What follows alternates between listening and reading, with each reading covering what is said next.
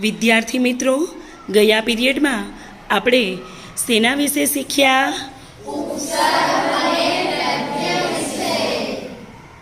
તો ચાલો આજે આપણે જોઈએ ઉપસર્ગ અને પ્રત્યય વિશે. તમે કેટલું શીખ્યા?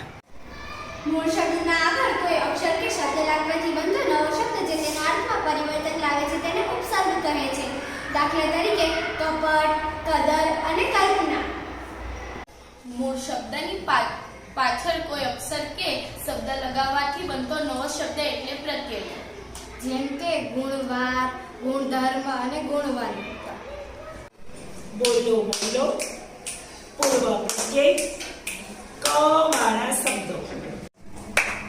કપૂર, કથન, કપાત, કઠિન, કર્મયોગી, કદાચ, કરાર,